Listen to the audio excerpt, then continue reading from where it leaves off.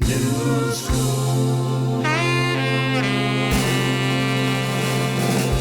All right, well, welcome back to Noob School. Today I've got a good friend and one of Greenville's best businessmen that I know, Peter Barth. Thanks, John. Thanks for having me. Thanks for being here. It took us a while. It did.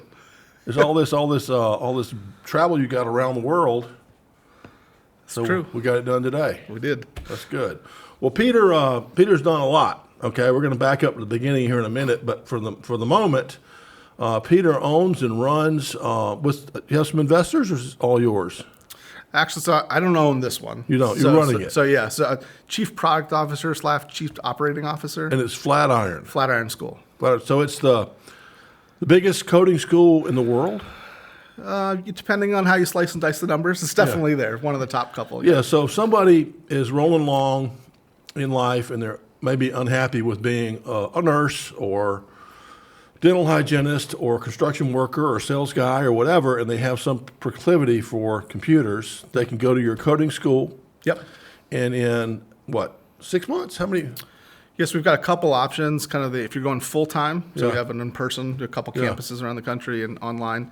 Those are 15 weeks long. Okay. And if you want to do it part-time, it's usually in the 40, 50 weeks, kind of part-time online. Okay. So full-time and then part-time's almost a year. Yeah. But you get a degree in some type of coding. Now, is it Python or what is it? Yeah, so we actually have 4 tracks. Okay. So software engineering, and we use a number of languages, but Python's the core kind of language we use there. We do product design. We do data science, which covers machine learning and artificial intelligence and kind of all of that field, and then cybersecurity. Okay. So those are the 4 areas, and our kind of core is people looking to switch careers. So most of our students have already been in the workforce a couple years, may or may not have a college degree, but realize the career track they're on is not the one they want to stay on. Right. And we help folks transition. Right. Well, I've met a few of them, and boy, they're so much happier to have taken action to change their lives. And you give them a way to do that fairly quickly. Yeah. And do you still have that guarantee where if they don't have a job of some level that they don't have to pay for it? We don't, mostly because of just regulatory strings that have popped up over the year around the field. But it basically works out to that. So Okay. over 90% of the graduates of the program find employed right away. Yeah. Within the first year, they're all making more money than they were prior to the program. So it's got a really nice ROI. It's a quick way to transition careers, and usually you're making more than the cost of the program in the first year. Right. And so what is it about running a coding school that you have specific knowledge about that makes you so good at it? Because you've done it like 2 or 3 times now with different schools.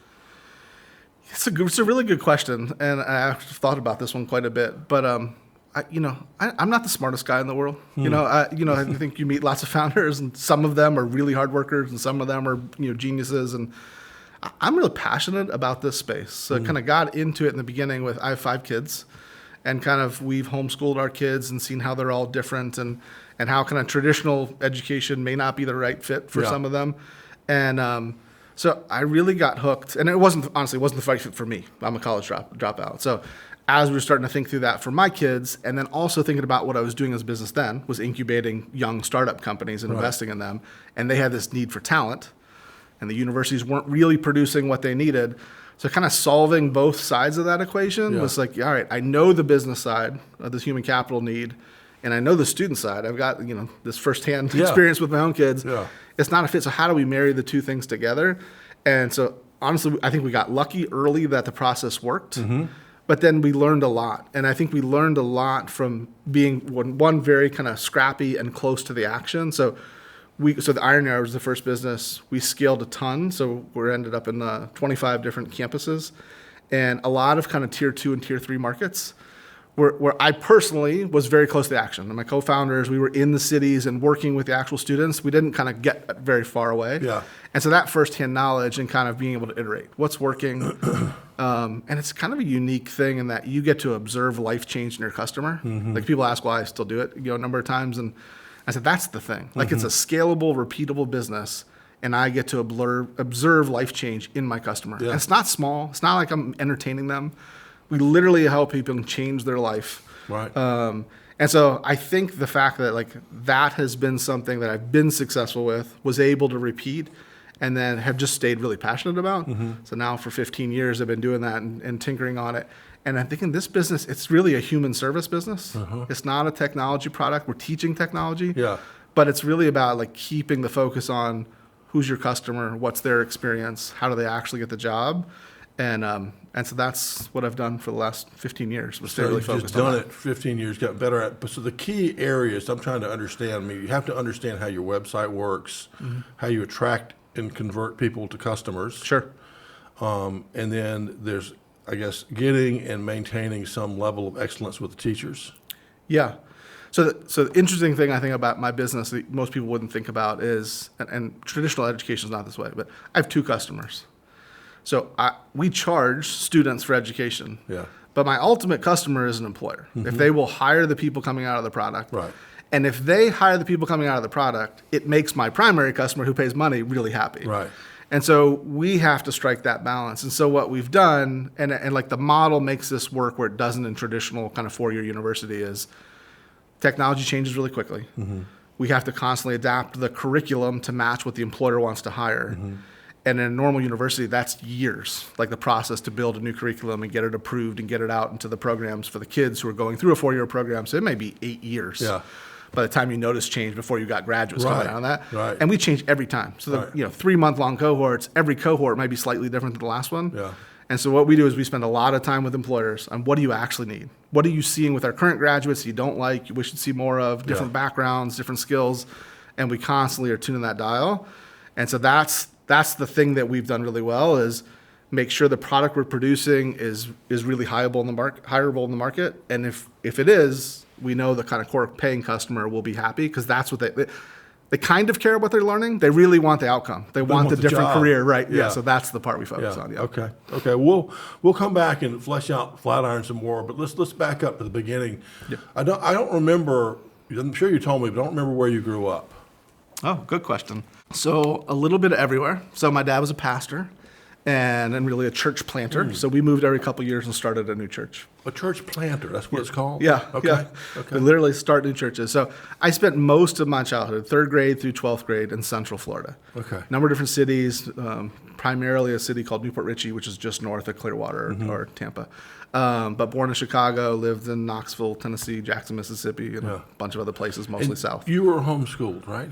I wasn't. I went to public school. You My went to kids are public school. homeschooled. Yeah.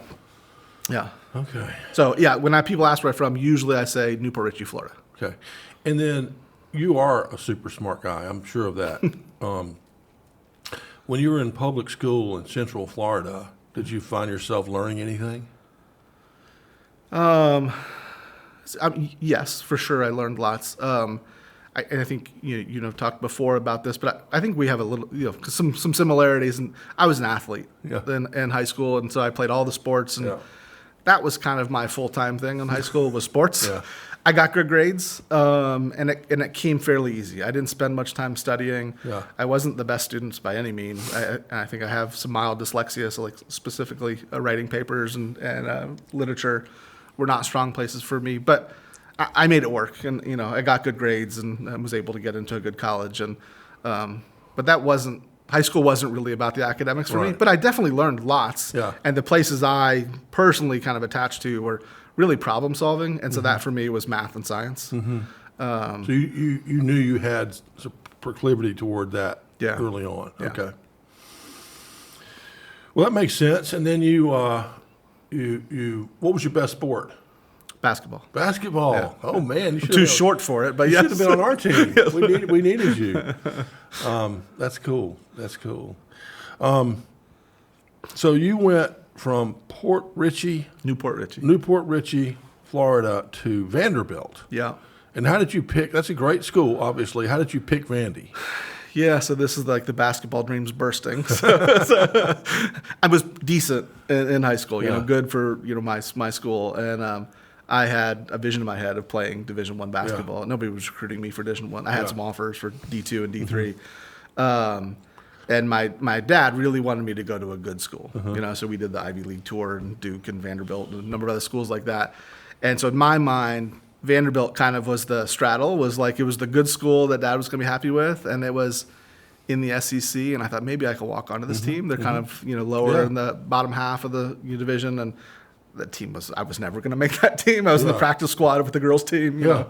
But that's what sold me on Vanderbilt. I liked Nashville, and I thought I might be able to play basketball, which was never going to happen. Well, I know that you didn't have any trouble with your courses there, but you did decide you didn't want to go to school there anymore. Yeah. Was that after how long?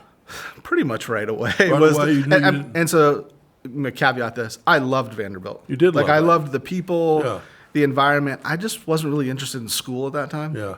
And I didn't know what I wanted to do. Yeah. Right, because everything had been sports until that point. Yeah. And so when the sports bubble popped, I joined the fraternity and did intramural sports, and school was just kind of it's some of my classes were interesting, and so I started as a physics major. And realized pretty quick that I was going to have to be all in, calculus 3 and advanced physics, and I just wasn't that serious about it. So I ended up switching to the School of Engineering and got into a computer science track, which I enjoyed, but I really didn't. I was in an 8 a.m. German class, and it was just there's no way I'm doing this. So it was pretty quick. I didn't actually drop out to my sophomore year, but for the most part, I stopped going to class after the first semester. That's all right. What's interesting about we'll back up to high school for just a second. I think both of us had, a weighting towards sports in high school. And in retrospect, I'm not, crying about it, but in retrospect, it would have been smarter if I was smart enough to know that's not the most important thing. Yeah. I mean, imagine what you could have learned with 4 years of nothing to do but learn things. Sure. In high school, and then go to college and learn something. So, it works out, but I think people should smarten up about learning sooner. Yeah. Give them a big jump. Yeah. Although I would say about sports, and we talk about a lot in my family with our kids, is the thing that we did a lot of gaming too, not video gaming at that point. We didn't have most video games. We had a little bit, but we played a lot of board games and cards in my family as well. But between sports and playing games, one, we were really focused on competition. And knowing if I really wanted to win, I had to figure out all the rules. Right? You have to figure out how close you can get to this line and work around this thing. And, the rule says that, but can you interpret it a different way and actually win the game with a different strategy? And that was true in sports. It was a team of mostly shorter guys. How are we going to beat the different team and have to play, run and gun or whatever. Yeah. But having that frame of mind to constantly figuring out how to win was definitely learning. Yeah. And then it definitely helped me as an entrepreneur, which I recognize when I'm with other people thinking about starting new things is I tend to think, I think this is true with most entrepreneurs, tend to think about the problem and how to win a little bit differently. And honestly, I trace that back to sports. Well, good point. I take back everything I said. Because I know, we had a public company every quarter. It was like, okay, that quarter's over, new quarter, we got a new game. How are we going to do it? And, it was like a game. It was. Yeah. Yeah. All right, take it back. All right, so I know you went home to New Jersey? New York. New York. Yeah.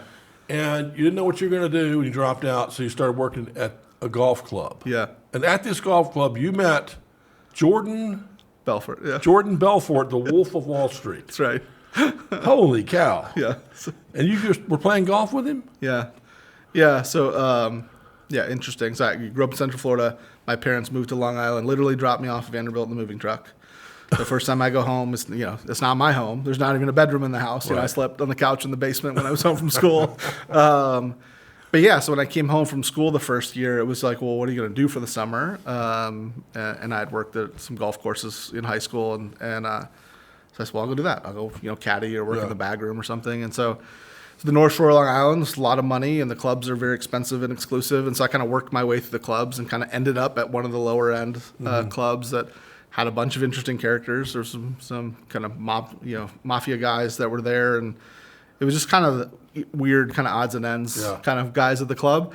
And I worked in the bag room, and the course would close at 7 o'clock on weeknights. And Jordan, who I didn't know anything about professionally, he was just most of the club was 65 or older. Yeah. And Jordan was 35, and he'd come out at 6:30 and want to get around in. I'm like, we close in 30 minutes. So what would happen is often we'd play 9 together. Either I'd set him up and we'd talk before and after, or he'd ask if I'd come with him and keep the course over for another hour so he could get his round in. Yeah. So I got to know this guy who was, honestly, on a personal level, we had similarities. He was an athlete and was competitive, and so I know him from that context. So as we would talk, and not just Jordan, with some other guys at the club as well, I would say, I'm not really interested in school. But he and actually another guy at the club named Tom, who were both in the stock brokerage world, has said, you know what, you don't need a bachelor's degree to be a stockbroker. And I'm like, what? How's that possible? And they're like, no, you should go visit our buddy who runs a stock brokerage firm. So I did, and they were like validated. Oh, you can get a job here. It's a sales job, and you're gonna come in, you're gonna make a bunch of cold calls. But if you're sharp and you can pass the exams, you can move up and be a broker pretty quick. And that was kind of it. I was like already mentally checked out of school, so I was like, all right, I'm in. Let's do it. That's crazy. And started as a stockbroker, which really was a cold calling job. Yeah. Yeah. So was Jordan already out of the biz? He was, Okay. yeah. He'd been caught. It was a bunch of the guys I ended up worked with Jordan at a previous fund. So they always told stories about it, and then I knew him personally, but he wasn't running the fund I was at. Okay. But yeah, it was still an interesting environment, and I was there for a short period of time. Yeah. Once I kind of realized that they really were kind of high pressure sales. And, I moved to Morgan Stanley, but I spent the first 6 months at Duke and Company. Was the name for Duke and Duke. Yes. Okay, so you did that, then Morgan Stanley. Yeah. How did you? I don't know. How did you get from there to Greenville?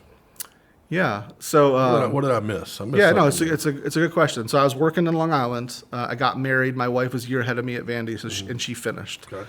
So we got married, but we were kind of apart the first year while she finished up school. And then when she graduated, we decided to move to Nashville, where we had gone to school. And so I transferred to Morgan Stanley from New York to Nashville. Yeah. And it was completely different. In New York, it was over the phone. There was a lot of money, and it was kind of fast paced. Yeah. And in Nashville, it was taking senior citizens out to lunch and pitching a mutual fund. And I was like, this is not Getting sports to know anymore. ya. There's no competition. This Yeah. is like not what I'm doing. So yeah, that was a short stint at Morgan Stanley in Nashville. And at that point, I quit, and I'm trying to remember what I did immediately. We ended up moving pretty quick. My wife had done kind of her first kind of internship out of college there at a marketing firm. And she got a job doing PR and event planning at a large law firm in Indianapolis. Okay. So we moved, and I actually went to retail. So I just I don't know what I want to do. Yeah. And I walked to Lowe's, first day from our apartment, and said, "You hiring?" And they said, "Sure." So I started in commercial sales, selling to contractors at a Lowe's, and kind of quickly moved up and ended up as kind of one of 2 assistant store managers running Lowe's. And that was fun. Happened to be the right place at the right time. It was the very first big box Lowe's store. Yeah. So the first big outside lawn and garden, I helped build it all from scratch. It was the very first Lowe's concept in South Indianapolis. So I learned a lot about, the kind of consistent thing there was work. I did well at the stock brokerage thing because I worked hard. And again, it was like competition. It was a room full of 400 guys all seeing who could put their name higher on the board. And I liked that. And then Lowe's was it was pretty quick to move up. Again, kind of a little bit of a competitive environment. And so those things were attractive, but I knew I didn't want to do either one long term. But anyways, so we ended up in Indianapolis. Greenville comes later, but we had our first child. Yeah. And he was sick. Later on, we found his celiac disease, and so did my wife. But so the first couple years was tough, and my parents had moved back to South Florida. And so we said, well, we'll come move by you for some support. Yeah. So we ended up in South Florida for a year, which was just kind of retired New Yorkers. Yeah. That's the reason why we didn't live in New York. Yeah. And, so then my mother-in-law lived here, and my uncle lives just at the border, kind of by Landrum. And so we thought we'd move to Charlotte, but visited Greenville and fell in love with Main Street and moved here 17 years ago now. That's unbelievable. Yeah, just random. I'd never even heard of it before. So. That's unbelievable. That's so great. So great for our city that people like you will just see it and say, I'm a little biased, but if I looked here and I looked at Charlotte, I think I'd much rather be here. Oh, yeah. There isn't even a downtown Charlotte you want to walk in. Yeah. It was very clear at that point. We came on, we had visited a whole bunch of houses in Charlotte and then came here for lunch. And it was super clear after spending 2 days in Charlotte looking around, this is the place we want to live. Like, this has got all the stuff we're looking for in a city, and the people are friendly and proud of their city. And honestly, that's one of the things that I think stood out the most was like the sense of pride by the average Greenvillian. It was just like, Greenville's on the move. It's a cool place. And I was like, I want to be part of that. Yeah. Well, I'm glad you are. So, not to back up too much, but those 2 sales jobs you had, the one at Lowe's and then the one before in New York or New Jersey, wherever it was, what positive did you take from those that the noobs might want to hear? Yeah. So I think for sure at the brokerage firm, the very first sales experience, I mean, I'd done a little like door-to-door stuff in high school, selling candy bars or whatever, but first real sales, and it was a tough business. I got didn't sit. I had a desk like what you had with no chair. You didn't get a chair till you had opened 10 qualified leads. So you had to stand and call? Stand and call. So 12 hours a day, we worked all the time zones, and literally they would just bring you a stack of cards, Dun & Bradstreet leads. And the goal was to get somebody on the phone and, acknowledge or confirm that they had at least $100,000 in liquid assets in a brokerage fund somewhere, and that they'd be willing to have you send some information for them. And if you could get 10 of those a day, you'd hand them off to account opener. So anyways, I got good about figuring out, you hear lots of no's. I mean, I would call 350 people a day. It was a lot of phone calls for 12 hours. And you'd get out of 350, you'd get 10 yeses. And that was the goal. And so I learned a number of things there, but one was like just persistence. Like, it would happen, but you have to put in the hours. And I would come in early to catch guys before their secretaries were in, and it was all over the phone stuff. But hard work paid off, and honestly, it was fun. So that was like a learning for me. It was like first real professional job, but like having that competitive camaraderie because there's a bunch of other people trying to do the same thing, and competing was still something I enjoyed. So it led me to bring that sports thing into a work environment. But I think that was the thing I learned the most was like just hard work. Like, if you work harder than the people around you, especially earlier, it makes a whole lot of difference. So I was able to move very quickly. And honestly, most of the other guys who started cold callers were gone in a couple of weeks. I couldn't do it. It was too much pressure. But I had fun with it. It felt like sports again. That's nice. So, I mean, a couple of good lessons there I hear. Number one is there are numbers in every job. You might not like it that you got to call 350 to get 10, but that's a ratio.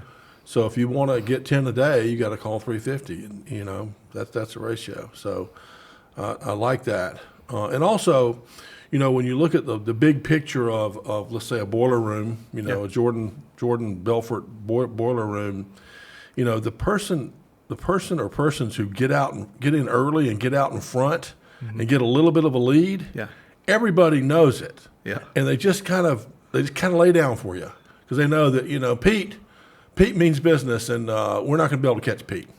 He's already got 3, and we haven't even got to work yet. And that's the same with sports and everything else. First, talking about the best player ever, Michael Jordan, was, practiced the most. It's hard to believe because I think I might have just sat back and go, hey, I'm the king. But he still, till the time he quit, worked harder. He was the first one in the gym, Larry Bird, all of them. And honestly, that psychology did a bunch, I think, in 2. One, it gave me confidence. Like getting in early and getting a couple leads before everybody else showed up. Just, I was in the lead position, which I wanted to be. I'd always been the captain on the sports team. And so like it made me feel confident in my own abilities. And then when everybody else walked in, they had the psychology, I'm already beat. And that was a big deal, especially in that environment, because every day at 4:00 in that environment, everybody put the phone down, and the head guy would come out on the floor. It was 400 people without any doors. It was just all open desks. And everybody put their phone down, and you'd have to pitch him. But he'd have a cold caller from the back row come up, and you'd have to pitch the lead guy. And honestly, that was usually your last day. Like, they would just end up like getting crucified in kind of a whole room, and that would they would leave. It wasn't that they got fired, but I just can't handle the pressure of doing that. But honestly, like feeling like I was winning every day when it was my turn to do that, I was like, I got this. I can close this guy. And so like those little things actually made all the difference for me. That's cool. What about Lowe's? Lowe's was interesting. So again, it was like I had worked some construction in high school, so I generally knew. And I think what helped me was knowing my customer. Because I had worked on a framing crew for a couple summers through high school, and that's what I was selling. So commercial sales desk is literally the contractors would come in and say, here's my house plans, I need the package, 3 days. And so I pretty quickly just figured out what they needed and how I could offer what they needed. They weren't the typical Lowe's customers. They weren't going to walk down the road and pick the lumber and put it on their own cart. So if I could make it easy for them, we were in Indianapolis, and Menards and Home Depot were the two main competition. But if I was, happy and willing to read their plans and didn't ask them to do the stuff that some of the older guys, honestly, in those rooms were saying, hey, no, you got to have the inventory list for me. And I said, no, I'll build the inventory list for you. That worked. And then I built relationships, because this was different than the stockworkers thing. Those guys would buy over and over again. They were building new houses. So if I could build a good rapport with that guy, he'd want to come back. And then it was easy to hit quota because I had repeat business. Where I think a lot of, and I don't know what's like today in those businesses, but there was a lot of high churn. You'd get one guy with one package, and next month you'd be starting over. Right. I built kind of a book of business that was willing to come back over and over again. They and want buy. to talk to you. Yeah. Yeah. And so then that was easy to kind of hit the quota, and that was recognized. At that point, Lowe's was still kind of a good old boy company, and there was guys from Charlotte would come in, or North Wilkesboro would come into Indianapolis because we were one of the first big stores. And so they'd see, I was hitting my numbers and beating numbers. So I quickly moved through the management positions, and all still in the one retail box. But again, it paid off. The hard work paid off. But I think more there than in the first place was about getting to know my customer, which was really important. Yeah, I love that, and I've heard this when I'm a customer occasionally. I'm a little picky about the salespeople. I want them to be a certain way. If they're no good, I just don't want to deal with them. So they're kind of either no good, okay, or just perfect. And the perfect ones always say something like, John, don't worry about it. We got it all covered. Yeah. You can go play golf now, or jazz, or whatever you feel like doing. Yeah. They just say, white glove. Yep. I got you covered. Yep. I love to hear that. Yeah. Even if it's not exactly true. That's right. That's right. That's right. Even if there's a little bit of work I got to do, I just want to hear it and feel good for just a minute. Yeah. So I'm and sure if they appreciate your business, right? Yes. That's another big part. Yeah, absolutely. Yeah. All right. So thankfully, Greenville got you 17 years ago, which, if my math's not mistaken, I don't know, was it 2005? 6? 6, yeah. Perfect timing. Yeah. Perfect timing for the boom economy. And you were just new to town, and you helped launch our next group, which is our kind of public-private funded technology support nonprofit, right? Yeah. Did I say it right? What is it? Yeah, it started as really like a trade group for CEOs of tech companies. Tech companies. Yeah, and it was just I happened to show up at the right place at the right time. Honestly, was so the one part we didn't talk about. So in Indianapolis, I did Lowe's for a short period of time, and taught myself how to code. I continued back. I liked the computer science classes from Vanderbilt, and I knew I didn't want to stay at Lowe's. But I ended up taught myself, and I got to know the human resource gal at Lowe's who said, my husband runs a payroll company, and he needs somebody who can be a developer. And they've been around for a long time. They were the first mainframe in Indianapolis in the 70s, and it was a small shop. There was 7 or 8 people at the company. And I said, listen, they're willing to take a flyer on me. And what she said was, this guy works hard, right? So he just told her husband, I don't know if he's any good at coding, but you should give this guy a shot. Yeah. And that was kind of the mentality of the company, was they were all really hard workers. And so I came in, and honestly, they had a DOS product in a Windows 98 world. Wow. And so they were like, listen, if you can do anything, it's better than what we got. Yeah. And so it was a great place for me at that point. It was I was learning. I kind of had carte blanche. There wasn't a whole big infrastructure.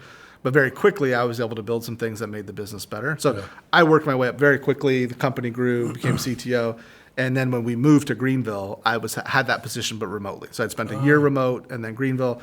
So I knew, based on a couple of things that happened, we had an opportunity to sell the business, and the partners didn't want to sell. They said, hey, we've been at this since the 70s. We're going to retire in 5 years. We just want to work. We're making enough money. They were okay. And I said, well, I don't want to do payroll for the rest of my life. So when we got here, I knew I'd want to start a business. I had a fun kind of building this business, even though I wasn't the founder. So I had some free time. I was still doing this full time, but it wasn't requiring all of my mental capacity. So the next, we just had one meeting before I showed up. And so when I came, I met the guys at the chamber, and they said, you should come to this group. And I came, and the other guys around the table were all, in the weeds, running their own business. And they said, we don't have time to organize the thing. And I said, well, I do. Yeah. I'll organize the next meeting. And about a year later, it was, it was at that point it was the chamber. They said, well, let's go figure out how to build a building. Yeah. And I, again, like had the bandwidth, to go and like put the pitch together and, and go over to City Hall and, and pitch the city and Bob Hughes and about building the next innovation center. But so one, I had something to offer to that group. And two, the group was like really open to an outsider, which was unique. It is unique. That they were willing to kind of let me, run with some of that. By no means did I do it by myself, but I think I had something the group needed, which was time. Yeah. And I was willing to do it. And so again, right place at the right time. But I mean, I think Greenville is unique. We're not the only people to do it, but if you come from anywhere and you have something to bring to the table and a positive attitude, you're welcomed. Yeah. And we want everyone to do well. People are not out to get each other or one up each other. Yeah. So, and I've seen people come to town that are kind of like that. They just don't hang around very long. They don't. Yeah. It's kind of like run along. Yeah. It is really what makes Greenville special. People talk about the waterfall and Main Street and all those things are amazing. Yeah. But the people and the sense of pride and openness and like wanting to accomplish something together is like the and really attractive even thing. you mentioned Bob Hughes. I mean, Bob is just a famous, renowned developer. Yeah. And he'll talk to anybody. Anybody. If you have an idea to make Greenville better, or he's just completely a gentleman. Yeah. So anyway, he's kind of one of our leaders. Yeah.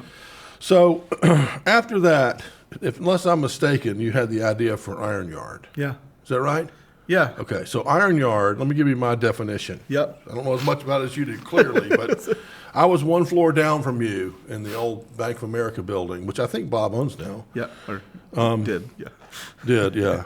And you were doing a business plan contest once a year, and you picked the 10 best businesses, and you'd bring them all to Greenville, and you put them through a process, kind of like the code school. It was a certain period of time, and they would kind of build up their business plan and their launch and their TAM and their minimum viable product and all that stuff. Yeah. And then they would like try to raise money or kind of launch at the end of it, and you would let people invest in these companies, which I was able to invest in some of them. Yeah.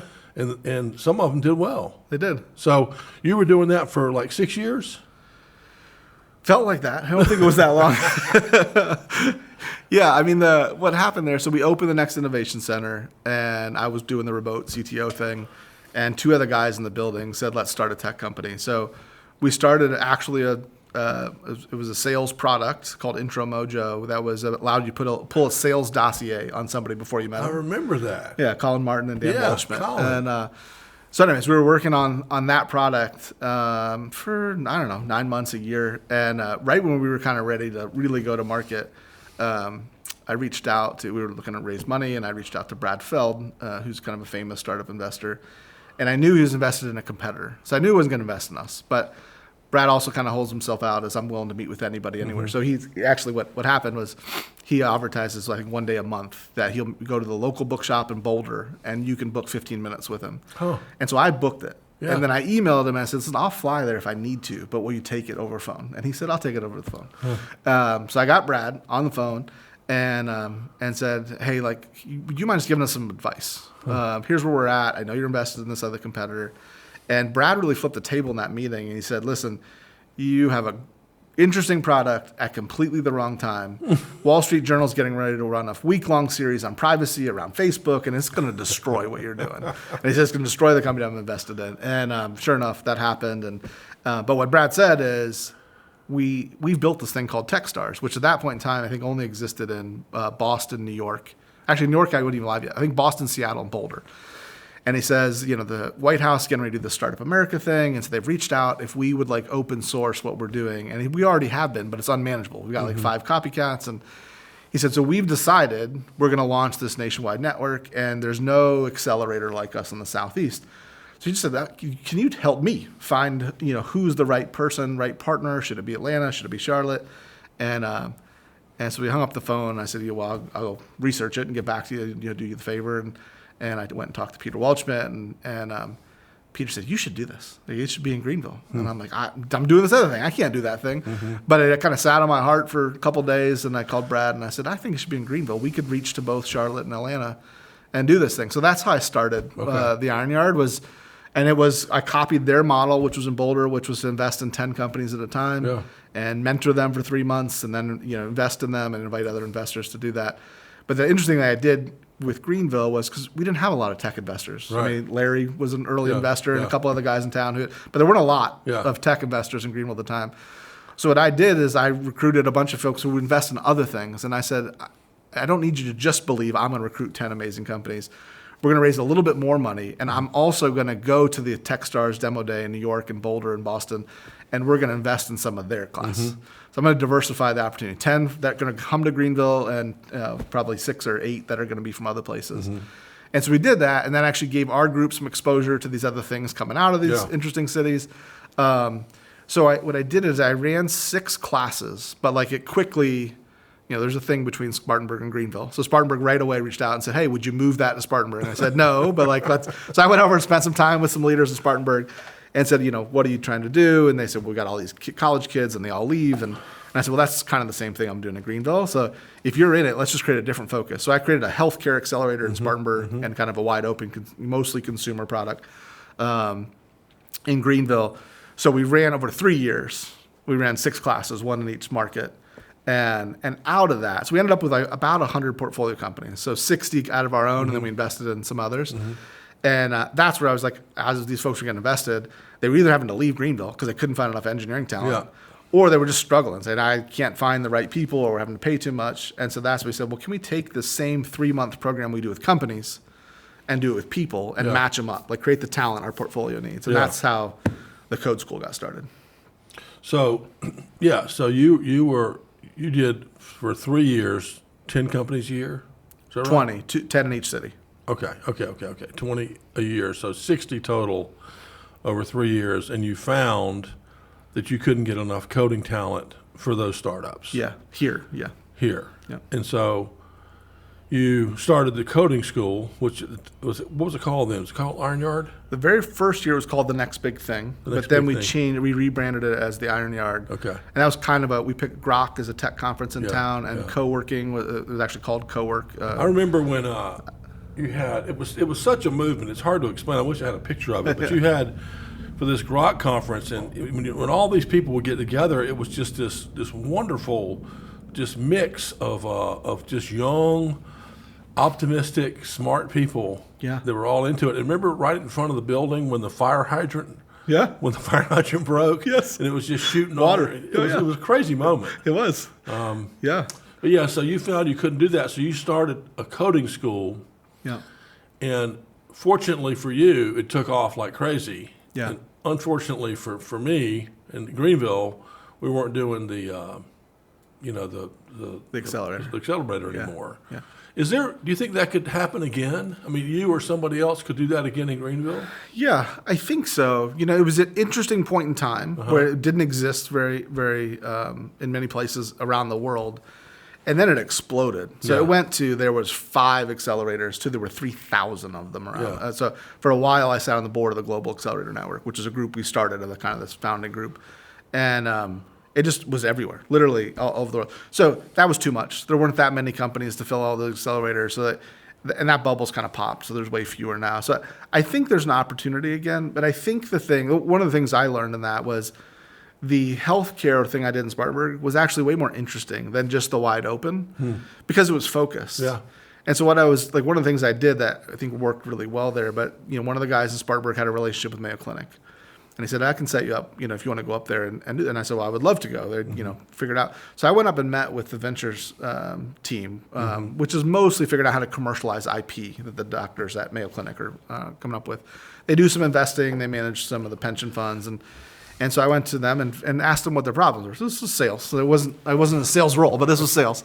But I went up and I said, what's your challenge? What are you doing? And he said, well, we want to do startup stuff, but I don't have time for the thousands of startups who want to come and pilot at Mayo Clinic. And I can't invest them in due diligence. And I said, well, listen, I'll solve the problem.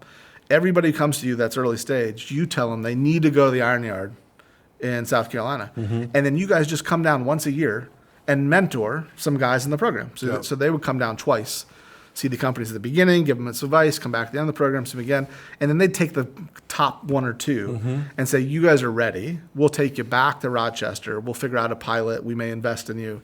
And it was that huge win because I had Mayo Clinic sending me deal flow, and I was providing a real service for them as I was filtering this funnel that they didn't want to deal with.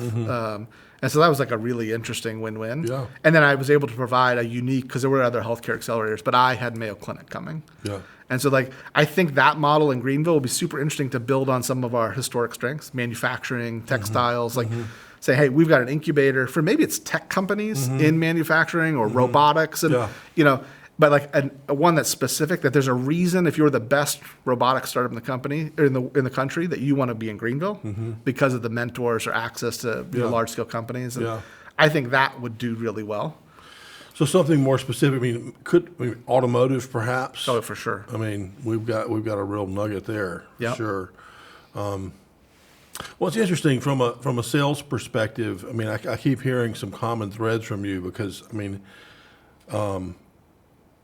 for you to go to get someone in Spartanburg saying, "Hey, I've got a contact at the Mayo Clinic." Next thing you know, Pete is at the Mayo Clinic. Talking to these people because that they're a monster. They're the monster in the whole world. In healthcare, and if you can find some problem or some opportunity they have that that you can help solve, they'll gladly give you they have so much to give. Yeah. They'll happily give it to you to solve that problem. And you went up there. You didn't just send them an email. Yeah. Right.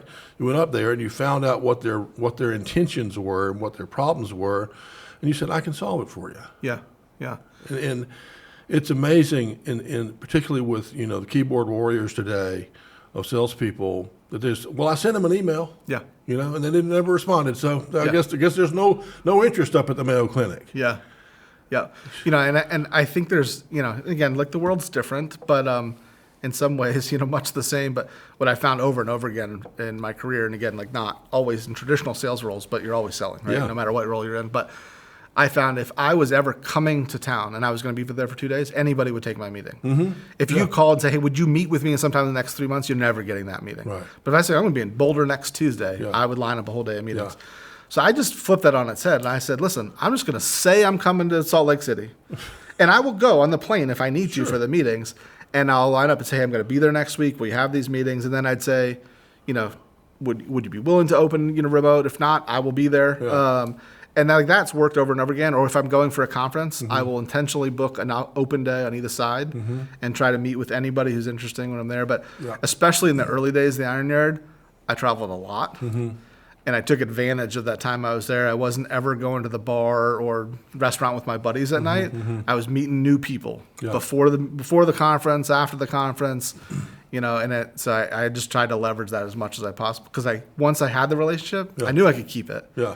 And I think we were really good in the early days of Iron Yard is discovering what your challenge was. Oh, Dillard's is trying to hire a new tech e-commerce workforce in Little Rock, Arkansas, and they don't have them. Well, that sounds like Greenville. We got the same challenge about not having enough developers. Yeah.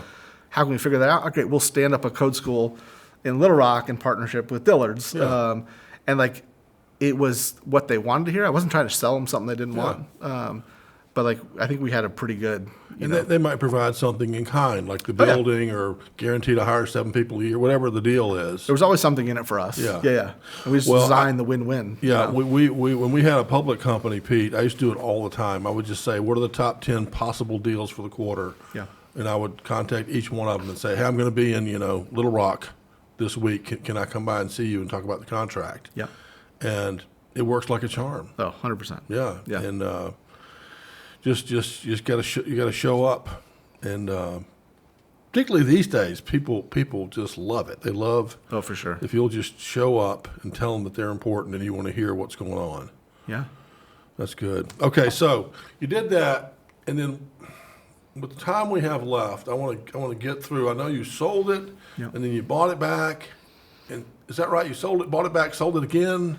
No. What happened? No. Yeah. I'll help you tell you. So it's an interesting story. So we grew Iron Yard really quickly, and we did that because of the investor network I had to build around the accelerator. Okay. We don't have a big venture fund here, so I had to meet all the angel networks in the Southeast to get our companies funded. So when we started a code school here, first we started it within the accelerator for our own portfolio, and then BMW and Michelin reached out and said, hey, we have the same problem. We need more technical talent, and it's hard to get them here. And so they'd asked, would you come run a BMW one? And I said, no, we'll run a Greenville one together. I'll spin it out of the accelerator, and we'll run a Greenville one. Well, then our friends in Charleston and Houston and Raleigh all said, hey, we got the same thing. Would you do it here? So at this point in time, there was only a couple guys doing code schools in the world, and they were in New York and San Francisco talking about expanding to New York and San Francisco. And I said, I will do every other city. And we never opened in New York or San Francisco. Yeah. So literally Salt Lake and San Antonio and Houston and Dallas, and we did all the other kind of tier 2 cities from a tech perspective. And so anyways, we did that. We scaled very quickly. And it was working. Yeah. Like students were paying up front. We were getting them jobs. They had ROI. Like it was cash flow. Like I didn't need venture. We had a bunch of guys call and say they wanted to invest, but they didn't add anything. And at that point, I didn't really need it. So like just taking more money was not really interesting. But then what happened was from the accelerator friends, there's guys in other countries who are in Rome or in Cape Town, South Africa, and say, we'd like a code school. And I'm like, I had no idea how to do a bricks and mortar business in another country.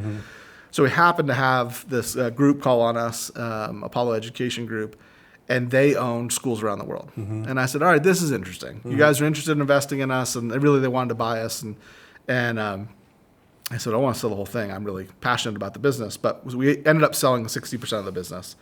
And I was excited about that because they were – so Apollo Education Group's the parent company, University of Phoenix, which we had no interest in affiliating with.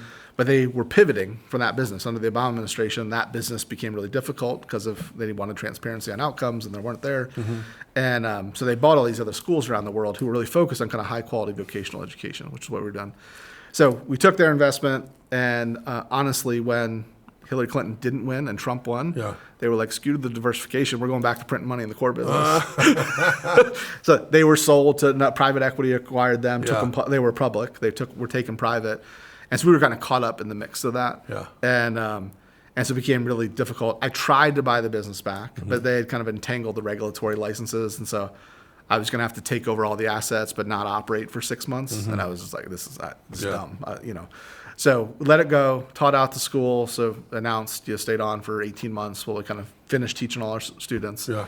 And then WeWork called. WeWork had just bought a school called Flatiron School, which is where I'm now. But they were pretty small at the time. They were the biggest thing in New York City, but that was it. They were just in New York City. And they had an online program that was smallish at the time. So WeWork, which everyone knows WeWork, became the biggest office workplace in the world pretty quickly. And they bought a coding school in New York City and asked you to come run it, expand it, whatever. They asked me to, and really the founder of that business, but he had just been acquired by WeWork, and WeWork wanted to put one everywhere. And so Adam called and said, hey, I'm supposed to open one of these in every building in the world, which at that point was like 500 buildings. And I said, well, we did a lot of that, right? We had opened more campuses than anybody else. And so I went up and consulted for a couple of weeks. So my co-founder and I went up.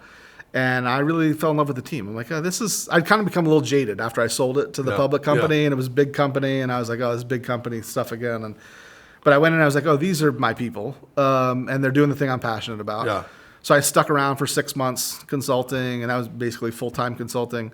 And then I finally basically said to them, I was like, I'm advising, and there's no way to do the work, and we should just stop this. And they were like, no, you should just come do it full-time. And so I agreed to do that because, again, at the time, WeWork was growing like bananas. And I said, listen, this is like a once-in-a-lifetime opportunity. If you want to do something in education and you've got 700 buildings around the world to do something with, this is going to happen again. So I said, this is interesting. I want to open a floor in every building in the world, and do something with alternative education. So anyways, we did that, spent 2 years. WeWork went up and came down real quick. Then we bought private equity in and spun Flatiron School out. And so that's where it is today. A private equity group owns it. I'm part of the senior leadership team and kind of run all of the operations. How many locations do you have now? So we're mostly online now. So we were at 14 locations after rolling out of WeWork. And then during COVID, contracted. So still a big campus in New York City, one campus in Denver. But those are the two physical, and then most of our thousands of students that are online, either in a full-time or part-time capacity. And do you find that it works as well online as in person, or does it depend on the student? Good question. So actually, we're just pouring through these numbers that are interesting. So full-time online, which is all for us is synchronous. So it's 8 hours a day on Zoom with a teacher, is very close to graduation rates for on campus. So On campus, we'd see north of 90% graduation rates. Online, maybe 85 plus graduation. So very close, not much difference. A self-paced program that takes longer and you're working another job has lower graduation rates. Now, once you graduate, all the people get jobs at the same rate. But I think that's true generally, is like a less intense course, a less immersive course tends to see more dropout over time. Okay. So online is not the thing. It's really the intensity. Okay. Yeah. Interesting. Just out of left field a little bit, but I've thought about, there's a lot of people that want to go into a different career, and it might not be coding, it might be sales, of doing some kind of sales school, where it's like a boot camp kind of thing. Yeah. And I have a class where people come once a week, and it's all online and teaching. But I thought about making it more basically copying what you've done. Yeah. Do you think that would be effective? Yeah, there's actually a couple programs. None of them are like really large scale. Yeah. But we could definitely talk shop there. But there's a couple folks that are doing it. They look a little different. Yeah. It's way more like what we think compared to traditional ed. What I do at Flatiron School is all hands on. It's all project based. We're building products. Yeah. But it's still kind of theoretical product, right? So we're building a real thing, but it's not for a customer. Right. We're not trying to commercialize it. The sales boot camps are actually interesting. Is the way to get the practice there is you actually have to pick up the phone and make the phone call, right? And so I think there's an interesting model there to partner with companies who are willing to have junior people come in, and the boot camp actually be making real phone calls all day long, but like with active mentorship and guidance. That I think there's an interesting model there for sure. Yeah. We'll talk about that maybe over a juice. Yeah. Well, one thing about you that I noticed, when I talk to salespeople or people that want to go into sales, I say you're going to end up, if you stay in sales, you're going to end up one of three places. You could stay a salesperson, and I know plenty of people that have stayed in it, and they make piles of money, and they basically don't have a boss. They control their own destiny, and they don't have to manage people. They're just salespeople. Then the other people become professional managers, and they're VPs of sales, and they're very good at that too. They also make a lot of money. And there's people who decide to do their own thing, like you've done, and you can tell just in the conversation that, you're definitely an entrepreneur, and you're smart in computer science and a lot of other ways, but you're a salesman too. Yeah. And without that sales skill, you probably never would have gotten that Mayo Clinic deal, or most of Bob Hughes. None of that stuff probably would have happened if you weren't willing to go in there and mix it up. 100%. I think people overlook that too often, that they think there is a middle management layer that's maybe less of that sales, although I think anybody who's really effective at the layer is really good at sales, because whether you're selling a customer, you're selling your employees. There's always something to sell, right? Yeah. The company's growing, the company's struggling, there's a new initiative, right? Yeah. You got to convince people to do what you want them to do, right? Which is sales. Sometimes it's for dollars, sometimes it's for their time. I don't think there's a day of what I do that doesn't involve sales. Wow. Me either. Well, listen, 3 questions for you, and then we'll be done. All right. I know you like to read. Yeah. What's your favorite all-time book?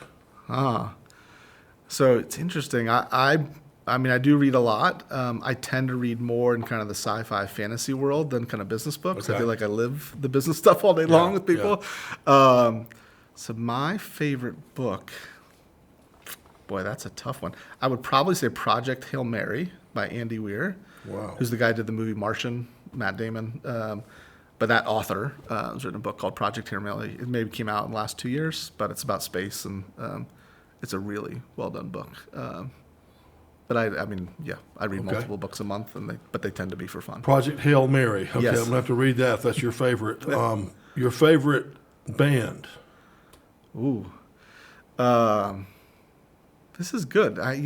So I think I would, if I just were picking band, I would probably, one of two, and they're very different. So Nirvana, which kind of, my high school years was that. So for me, music has a lot to do with what I remembered at the time I listened to the music. So Nirvana or Eminem. And Eminem is more I just enjoy listening to the music and the beat on a regular basis. Nirvana has a lot of memories associated with, high school and college kind of years. But it's funny, if you ask me song, it wouldn't be from either one of those. Okay. I'd actually pick David Allan Coe, You Never Call Me By My Name, or Charlie Daniels, Never Went Down to Georgia. But again, those specifically are attached to specific memories but very diverse. Definitely. Okay. And favorite word? Boy, I would say enjoy. Ah, And it's, the reason why I think enjoy is because it's a more active version of like fun. I think you have to like choose to enjoy something. right. And so I'm all about like kind of living in the moment. Like planning is really important, but if you're always living in the future, Yeah. you're missing out, I Right. think, on a lot of life. But there's different than being the receiver of like, it's fun just because I happen to be in the environment, but like I'm choosing to enjoy something. And so I'd pick enjoy. I like it. Okay, last question. Is there anything that you want to promote today? Not really. Maybe So, I mean, at Flatiron School, I think is an amazing product. So if you're looking to change your life and get into data science or Yeah. artificial intelligence, Flatiron School is great. But no, I'm not. There's nothing at the moment that I've new business trying to launch or anything like All that. right. So. Well, this has been just fascinating. I did not know about the Wolf of Wall Street connection and some of the other. I didn't know what a great salesperson you were either. I just thought you were just a computer genius. But glad to know more about you, and thanks for being here today. Thanks for having me. Okay. Thanks. All right.